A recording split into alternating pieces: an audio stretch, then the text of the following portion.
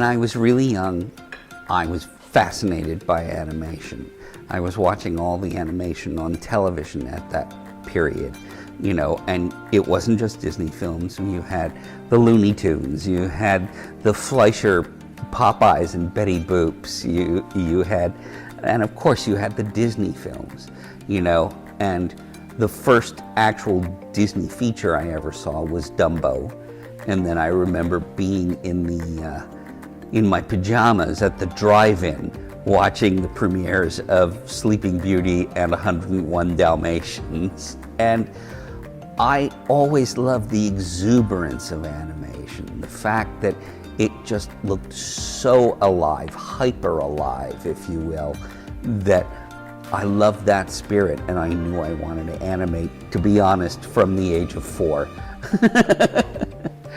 I think to me, and to practically everybody else, Mickey represents the person we would like to be, okay? He's resourceful, he's inventive, he's plucky, you know, he'll take risks, but he's always for the underdog. You know, those are things that we would all aspire to.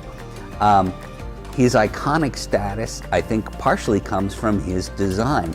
Those 3 circles are known around the world. Everybody knows that combination is Mickey Mouse.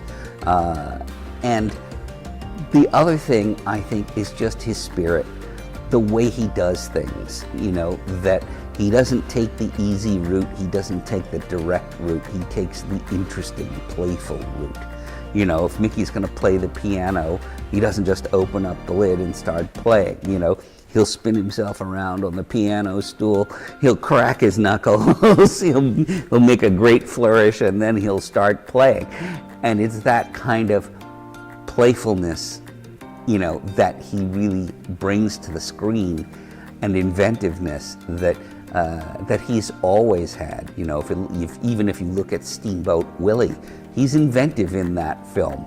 And the fact that he can, you know, play animals like musical instruments, or pots and pans like a xylophone, you know, all of those things are a character who can do anything. My favorite Mickey is the 1941 Mickey, where Freddie Moore and Ward Kimball animated him the most beautifully, you know, and the most funny.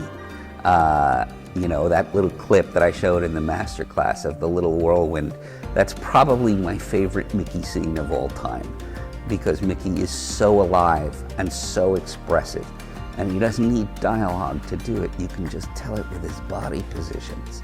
You can tell exactly what he's thinking and feeling. And because Mickey is such a pliable character during that year, I think he is animation.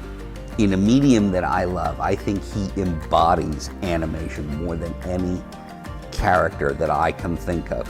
If you're talking about the techniques of squash and stretch, or, you know, strong attitude poses, or line of action, Mickey's it.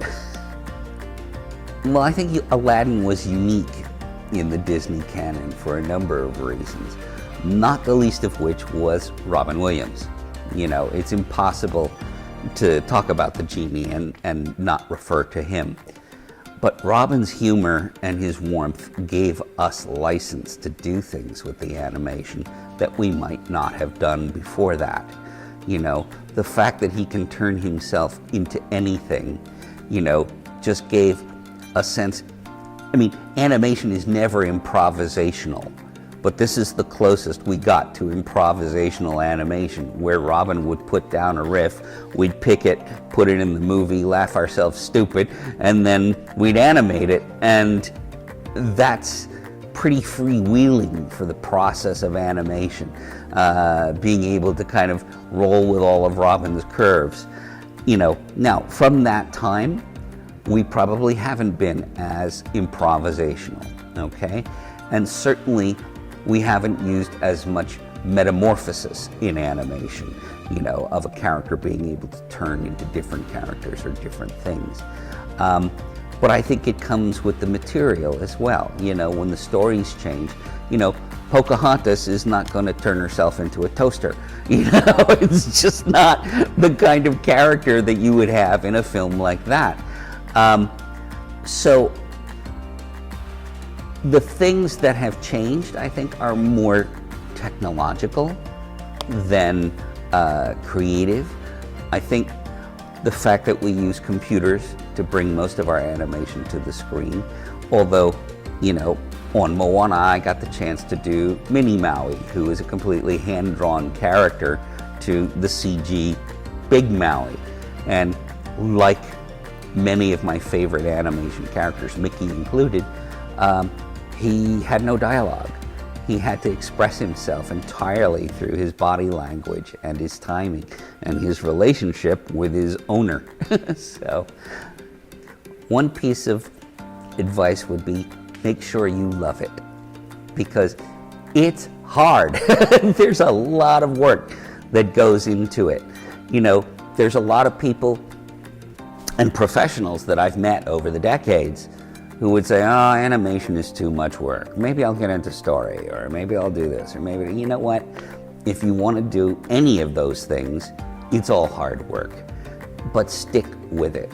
It's very, very rewarding when you see your work up on the screen and you realize, if you're sitting in an audience, that you are affecting people in a positive way, people you've never met, people around the world you've never met. And that's a wonderful thing, to be able to connect to people who watch our films.